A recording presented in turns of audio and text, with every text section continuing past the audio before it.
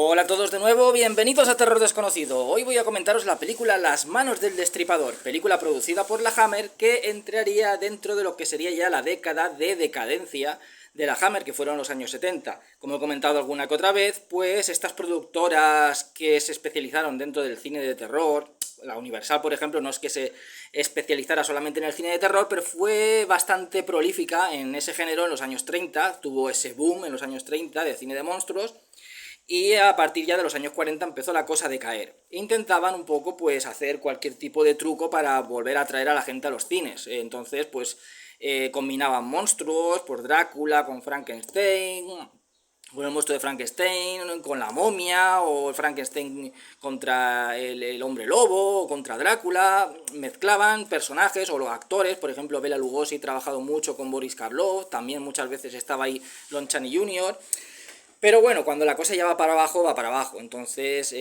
no pudieron, pues digamos, volver a tener ese auge que tenían en los años 30. Y con la Hammer pasó exactamente lo mismo. Después del gran éxito que tuvo en los años 60, finales de los años 50 y los años 60, con ese cine de terror gótico, pues ya a partir de los años 70, digamos que entró una nueva oleada de cine de terror. Entró la denominada cine de terror moderno. Pero bueno, esto ya lo expliqué, no voy a alargarme mucho. El cine de terror moderno en realidad empezaría precisamente con la Hammer, con La maldición de Frankenstein de Terence Fisher, porque fueron los que añadieron pues un metraje un poco más alargado a las películas, ya eran en color, ya eran películas en las que habían pues una violencia más explícita, un contenido sexual más explícito, más sangre, incluso un contenido crítico social más acentuado que en otras películas anteriores, que ya estaba en algunas, pero más que nada al final, pues sobre todo ya en los años 40, pues empezaron a convertirse en simplemente en puro entretenimiento.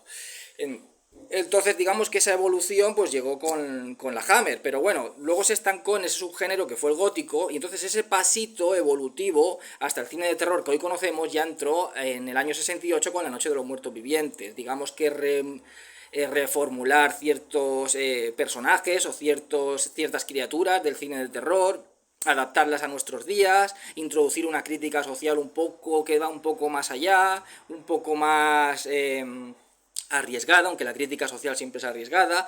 En fin, entonces entró una nueva forma de ver el terror, mientras que la Hammer se estancó pues en el cine de terror gótico. Y se estancó tanto que cuando intentaba hacer otra cosa, en los años 70, pues al igual que la Universal en los 40, la Hammer intentaba salir a flote.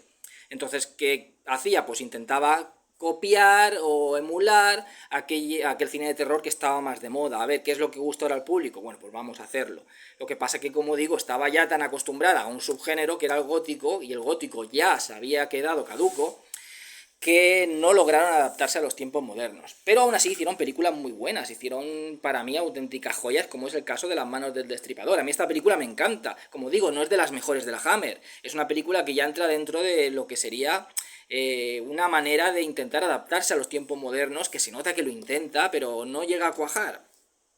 Pero a mí es una película que me encanta. Es más, muchas veces tenemos que tenemos que saber diferenciar entre lo objetivo y lo subjetivo, entre lo que es mejor objetivamente hablando, pues a nivel una película, pues a nivel técnico, a nivel actoral, a nivel argumental, a lo subjetivo, que es lo que a ti te guste más. Pongo como comparación, porque hace poco también volví a ver Las dos caras del Dr. Jekyll, que es otra película de la Hammer, de la época dorada de la Hammer, que fueron los años 60, del director insigne de la Hammer, que fue Terence Fisher. Y como película es cierto que a mí nunca me ha parecido ni de las mejores adaptaciones que se han hecho de Dr. Jekyll, ni de las mejores películas que ha dirigido Terence Fisher. Me parece que estaba ahí un poco, vamos, le cogieron el rodaje flojo, ¿no? Pero bueno, aún así sigue siendo una buena película, sigue siendo Terence Fisher. Tenemos una buena cinematografía, una buena paleta de colores, unas muy buenas actuaciones, en fin. Entonces, como película, objetivamente, pues es mejor que esta de Las manos del destripador. Esta película la dirige Peter Safdie, ha dirigido bastantes películas para la Hammer, pero Peter Safdie, aunque toma elementos, igual que muchos directores de Terence Fisher, los ingleses pues tomaron como escuela Terence Fisher, igual que los italianos lo hicieron con Mario Bava. Entonces pues tenemos esos planos cerrados, para causar ese efecto como de enclaustramiento. Tenemos pues esos traveling suaves, siguiendo a los personajes, introduciéndose por varias estancias de un determinado lugar. Pues bueno, tenemos ese, digamos, sello que Terence Fisher dejó ahí, esa semilla. Pero aún así, bueno, pues Peter Sasdin no es Terence Fisher. Entonces, objetivamente, como película es mejor Las dos caras del Dr. Jekyll. Sin embargo, a mí esta película me gusta más. ¿Por qué? Lo primero, porque Las dos caras del Dr. Jekyll no es una película de terror, no es. Es como una especie como de drama romántico y con algún toque fantástico, pero no es... o de thriller también, podríamos... de thriller fantástico, podríamos catalogarlo, pero no es una película de terror. Luego tiene un ritmo que está bien, pero ya al ser una película con ese corte tan romántico, a mí se me hace siempre un poco cansina cada vez que la veo. Sin embargo, esta película sí que entra de lleno dentro del terror, es una película mucho más dinámica, una película que va más a lo que es, una película de terror que quiere causar escenas impactantes en el espectador. Entonces, a mí, personalmente, me gusta más. O sea, objetivamente reconozco que es mejor Las dos caras del Dr. Jekyll, pero subjetivamente esta película me gusta más. Es decir, con todo este rollo que he contado, que dentro de que los 70 fueron la época de decadencia de la Hammer, tienen muchas películas que a mí me gustan mucho y que las considero que son buenas películas. Esta es una buena película. Que a lo mejor no sean lleguen a ese nivel que tuvo la Hammer en los años 60, vale, puede ser que no. Pero hay muchas que son para mí muy buenas y que a mí me gustan mucho. Y en algunos casos, como este, por ejemplo, pues me gusta incluso más que una película de la época dorada de la Hammer. Y ahora, bueno, el argumento, que ya me he enrollado mucho. Esta película, como bien dice el título, Las manos del destripador, nos habla de Jack el Destripador. Entonces vemos que en las calles de Whitechapel, que era donde actuaba Jack el Destripador, asesinando a prostitutas, entonces va huyendo, Jack el Destripador va huyendo, pues la típica capa, el sombrero de copa, y una muchedumbre con antorchas va detrás de él, porque acaba de asesinar a una chica. Entonces se esconde en una casa con una mujer que tiene una hija pequeña que se encuentra en una cuna. Entonces descubrimos ahí, sin que la película nos diga absolutamente nada, ya sabemos de que esa es la mujer de este hombre, del asesino, de Jack el Destripador. Ella no sabía que él era el asesino que estaba buscando la justicia, y que esa niña, por supuesto, es su hija. O sea, también tiene una buena narrativa cinematográfica, que sin decir nada, pues ya sabes lo que está sucediendo. El tipo va huyendo y va a su casa. Cuando la mujer descubre de que él es el asesino, porque le ve las manos llenas de sangre, entonces pues se pone nerviosa y él la mata, la apuñala delante de la niña. Entonces coge a la niña, empieza a darle besos, vemos la cara un poco como quemada, como que tiene las manos y la cara como quemada, como que tiene una especie no de deformidad de nacimiento, sino que tiene como que ha sufrido algún accidente y tiene quemaduras por la cara y por las manos. Bueno, vemos que han pasado años, ya se supone pues que han atrapado a este hombre en su casa y lo han ejecutado, ya han atrapado a Jack el Destripador, que por aquella época no se sabía quién era Jack el Destripador. Se han hecho muchas películas, han habido muchas teorías de quién ha podido ser Jack el Destripador. Muchos decían que era un cirujano, incluso que estaba vinculado a la alta aristocracia, a la nobleza, incluso se llegó a hablar de Arthur Conan Doyle, el escritor que creó a Sherlock Holmes, que también escribió sobre Jack el Destripador, y que, pues bueno, hubo ahí ciertas sospechas. Pero muchos años después, hace, pues hará 2, 3 o 4 años, no lo recuerdo bien, ya se supo quién era Jack el Destripador. Y en realidad no era ni alguien de la alta aristocracia ni nada, sino simplemente un peluquero polaco que tenía ciertos problemas mentales. De hecho, que pues lo metieron en un psiquiátrico no por los crímenes, sino porque tenía problemas mentales. Entonces por eso Jack el Destripador dejó de matar, porque lo había metido en un psiquiátrico. ¿Cómo descubrieron esto? Bueno, pues después de más de 100 años, en una de las sábanas que había de las víctimas, pues había sangre del asesino. Claro, en aquella época no habían pruebas de ADN, pero se ve que después de más de 100 años aún vale una sangre, que eso ya estará más seco que la tumba de la momia. Pero bueno, el caso es que hicieron un análisis habían varios sospechosos, en aquella época fue incluso este peluquero polaco uno de los sospechosos, y entonces hicieron un análisis a los descendientes de estos sospechosos que hubieron, y resulta que coincide en un porcentaje bastante alto una de las descendientes de este peluquero, que fue en su día pues un sospechoso, pero bueno, lo descartaron porque pensaban de que era alguien pues con una inteligencia un poco superior, alguien de la alta aristocracia, en fin, a veces quien crees que es menos inteligente pues guarda un genio, aunque sea un genio del mal, en su interior. Bueno, pasan muchos años, esta chica ha sido como recogida o adoptada por una mujer que es una medium, pero es una falsa medium. Y tiene a esta chavala, que ya es adolescente, pues para hacer timos a la gente, hace sesiones de espiritismo, entonces la niña está como escondida y hace como voces. Ella se entera un poco pues de la persona que va, quiero hablar con mi hijo muerto, con mi hija muerta, se entera un poco de la historia del fallecimiento de esa persona y se lo dice a la niña para que diga X frases de, no, pues yo morí en un incendio, recuerdo un incendio, o me llamo de tal manera, o hablo tal idioma, en fin, hacen todo el paripé para pues, sacar dinero a la pobre gente incauta. Allí se encuentra un doctor que es bastante escéptico con esto. No sabemos el por qué, es una persona que intenta un poco descubrir estos fraudes. Por eso acude a estas sesiones de espiritismo. Porque él no cree en nada, él es una persona de ciencia y no cree en nada del tema de sobrenatural, el tema del ocultismo. Esto lo hemos visto muchas veces, sobre todo en películas también a veces de la Hammer, que se habla mucho de la ciencia, por ejemplo en la saga de Frankenstein, más que del tema del ocultismo, que todo se puede explicar científicamente, o personas, ya más en la saga de Drácula, que son ateas, que no son creyentes, y al final, bueno, pues hay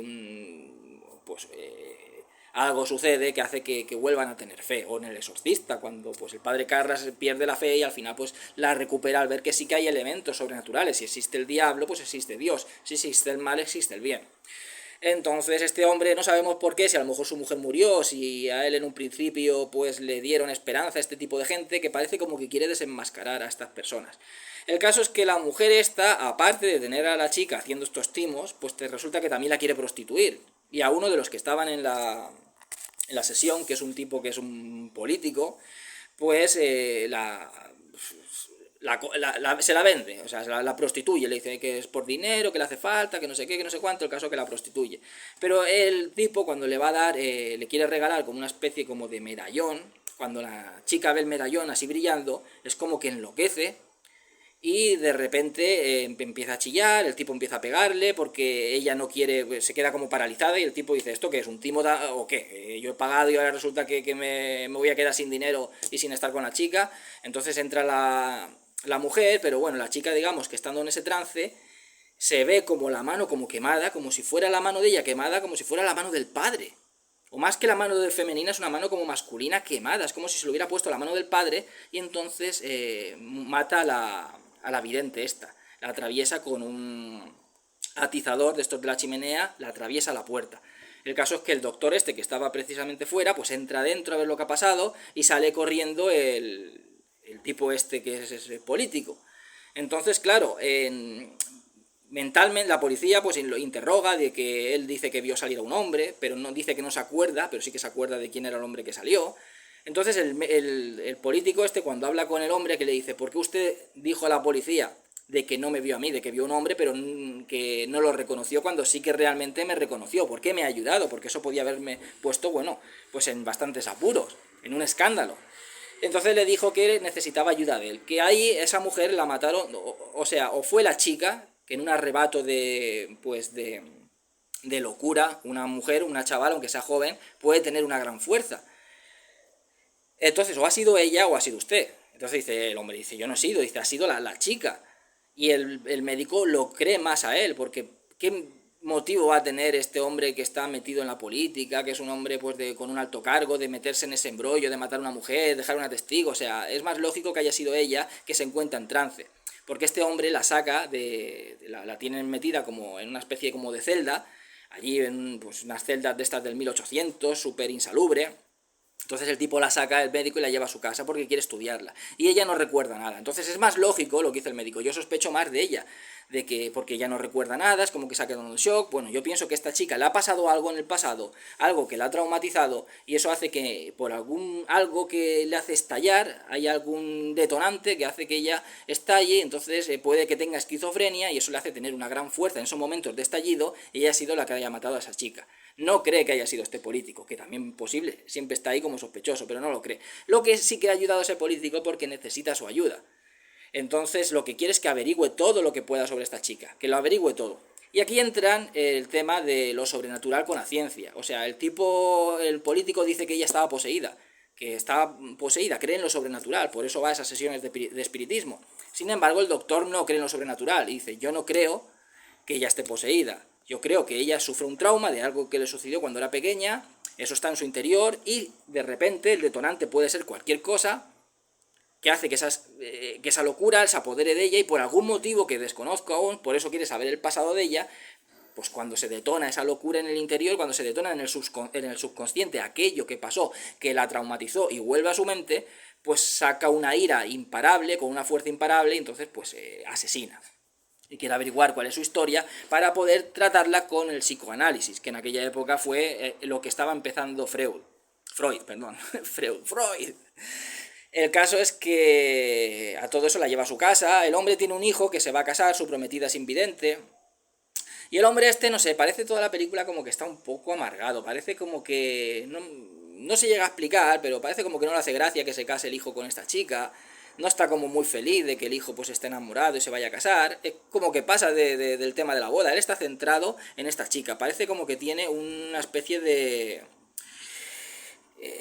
sentimiento paterno, como de protegerla, como de ayudarla, y a la vez también pues esa curiosidad científica de poder ayudar a las personas que tienen problemas, es lo que le dice al otro, al político, o sea, cogemos a un criminal y lo único que hacemos es castigarlo, él mata pues ojo por ojo, una venganza, no, habrá que entender el por qué lo hace para poder curarlo, y si se cura, oye, pues poder reinsertarlo en la sociedad, porque a lo mejor no lo hace conscientemente, lo hace a través, como esta chica, de una locura pasajera detonada por algún recuerdo pasado, algo que le ha hecho recordar ese recuerdo pasado y de repente estalla esa locura, pero luego es una buena chica, no tiene por qué pagar algo que ha hecho que luego ni siquiera recuerda. Entonces es partidario de eso, de poder averiguar el por qué y curarlo, curar esa locura que muchas personas tienen, ese trastorno, eso que está roto en nuestra mente, poder curarlo, pero para poder curarlo necesita saber por qué ella, qué es ese recuerdo que la ha traumatizado tanto. Entonces pues la tiene en su casa, algo que para mí comete un error este hombre, es porque ella sigue matando, y sigue matando porque el detonante de ella es algo que le recuerda lo que pasó aquella noche, de entrar y ver a su padre matar a su madre y luego abrazarle y darle un beso. Entonces los detonantes son, por ejemplo, un brillante, cuando este hombre le dio el brillante, pues el brillante es un detonante porque ella cuando estaba en la cuna veía brillar una lámpara, o los barrotes de la cuna que eran también brillantes, pues ya un brillo, algo que brilla, le recuerda esa noche. Alguien que le dé un abrazo, un beso, le recuerda esa noche porque el padre la cogió, la abrazó y la besó. O el fuego de una chimenea le recuerda esa noche por el fuego que también había en la chimenea. Pues esos son detonantes que hacen que ella recuerde ese recuerdo que tiene anulado en su mente y de repente estalle en una psicopatía y mate. Entonces aquí se dan dos teorías, que puedes agarrar cualquiera de las dos. Al final la que tiene peso es la teoría sobrenatural. Es decir, que su padre, ya que el destripador, pues su espíritu al morir, al ser ejecutado, entró dentro de su hija. Y entonces en esos momentos en que la hija está como aletargado ese espíritu, y en los momentos en los que la hija se detona ese recuerdo, es cuando el espíritu se apodera de ella y es Jack el Destripador el que vuelve a matar. Que es algo curioso, ya que el Destripador que mataba a chicas jóvenes, ahora es una chica joven la que asesina. Ya asesina chica, era hombre, era lo que sea, pero es una chica joven la que asesina, que era el prototipo de víctima de Jack el Destripador. Está esa parte que, como digo, al final es la que coge peso, la parte sobrenatural. Pero bueno, podemos también llevarlo a la parte más, pues un poco más lógica, más psicológica, que es la que quiere llevar este doctor, que es el tema de que ella ha visto ha visto una situación realmente aterradora y traumática, ha visto a su padre matar a su madre y con las manos ensangrentadas cogerla. Entonces todo aquello que le recuerda esa noche, como pues el fuego de una chimenea, el brillo de algo, o un abrazo, un beso, pues detona ese recuerdo. Y ese recuerdo puede hacer que ella de manera instintiva se desdoble su personalidad y coja la personalidad de la persona que ha visto, de la persona que la cuidaba, que la protegía, de su padre, porque ella en ese momento se sentiría amenazada por su padre. Era una niña que estaba con un hombre que siempre la ha protegido, pero que ha matado a su madre, que es otra de sus protectoras. Entonces, cuando uno a veces quiere protegerse de alguien, ¿qué mejor para protegerte de esa persona que convertirte en esa persona, que convertirte en la persona que a ti te da miedo? Entonces puede ser que en esos momentos en que ella recuerda esa situación traumática, se desdoble su personalidad y tome la personalidad de ese padre asesino. Ella sea la que se vea esas marcas de quemaduras en las manos cuando realmente no existen y tenga una fuerza sobrehumana, porque cuando alguien desata una locura tan excesiva, pues al final es todo físico, el cerebro ya prácticamente ahí no manda, solamente es puro físico. Cuando llegan pues personas con un alto grado de esquizofrenia, cuando ya es una locura en un extremo, pues ya brutal, por decirlo de alguna manera, pues es una fuerza física que se desata, que es prácticamente superior a la de cualquier hombre. Porque ahí ya no hay lógica que te frene, no hay ningún tipo de pensamiento, de moralidad que te pueda frenar, solamente es ese impulso moviendo pues todo tu cuerpo. Entonces estás dando todo lo que da tu cuerpo de sí. Entonces por eso puede ser que ella tenga esa enorme fuerza, no porque la haya poseído su padre y coja y se le pongan los brazos como de su padre, las manos del destripador, no. Pero ya digo, están esas dos teorías que al final gana peso la teoría sobrenatural de que sí que es verdad de que ella está poseída por el espíritu de su padre. En fin, la película, como digo, era la época en la que la Hammer intentaba adaptarse a los tiempos modernos, pero siempre se agarraba a lo que conocía, que era el tema gótico. Entonces es una película cuya ambientación es una ambientación gótica, no de castillos, pero bueno, hay mansiones, hay caserones, es Londres de finales de 1800... Bueno, pues tiene cierta ambientación, esas calles neblinosas, tiene cierta ambientación gótica en la que pues ellos son especialistas, eran especialistas, la Hammer, pero luego pues adaptándose a los tiempos más nuevos, pues es una película que es muy violenta y muy sangrienta, los asesinatos son brutales. Ya entraban, ya en los 70, dice, aquí ya no vamos a irnos con tonterías, ya en los 60 eran películas, empezaron la Hammer a introducir violencia y sangre, pero ya en los 70 ya eso lo llevaron a un nivel mayor, porque ya estaban por los italianos haciendo pues los giallos, que eran muy sangrientos, aquí el fan del terror español también era bastante sangriento, las películas, muchas de las que nos llegaban de Estados Unidos, pues también tenían una alta carga de violencia y de sangre, aunque esto ya pues se vería más aún en los 80. Entonces, pues los asesinatos aquí era como que vamos a darte el aspecto, la envoltura clásica, pero con asesinatos más modernos, más lo que se llevaba en aquella época. Son asesinatos muy guialescos. Asesinatos muy, pues como los giallos, con ese cuchillo que brilla mucho, pues cortando gargantas y saliendo la sangre excesivamente roja, viéndose cómo se va cortando la garganta. Escenas, ya digo, muy sangrientas, muy brutales y muy bestias. Entonces era como una especie de que, bueno, pues nos queremos adaptar a estos tiempos modernos, ¿no? Esa violencia que ahora pues busca la gente. Como película, pues es una película que está muy bien, yo la considero una buena película, a mí me gusta mucho, a mí es una película que de la Hammer también es, de la época ya de bajón de la Hammer, para mí esta es una de mis favoritas. Ya digo, no es lo mejor de la Hammer, tampoco es de mis favoritas, un top 10 pues no estaría, pero es una buena película, y dentro de esa etapa ya menor de la Hammer, es una película que a mí me gusta mucho, y yo creo que si hicieran un top 10, pero un top 15, un top 20, Las manos del destripador estarían, porque es una película que a mí me gusta mucho, va muy a saco, entra enseguida en materia, y tiene esa trama de intentar este hombre ayudar a la chica, que podía haberle ayudado, pues encerrándola en algún tipo de psiquiátrico y ahí haberle ayudado, porque claro, al dejarla libre comete asesinatos y el mismo doctor encubre los asesinatos, y eso no está bien, porque aunque al final la cures, pero por tu culpa, más que por culpa de ella, porque ella no se da cuenta de lo que hace, pero aunque llegues a curarla, pues podías haber evitado que haya muerto esas personas, pero es como que está obcecado con ella, obcecado con la investigación, y tiene como cierta atracción no sexual, sino como más bien paterna, de protección, como de querer ayudarla. Y bueno, pues tiene también un final, no voy a comentar el final, pero tiene un final bastante trágico, bastante poético, y todo eso que tiene la película te lo añade con escenas pues de ultraviolencia, muy sangrientas y que nos recuerdan bastante a los giallos italianos.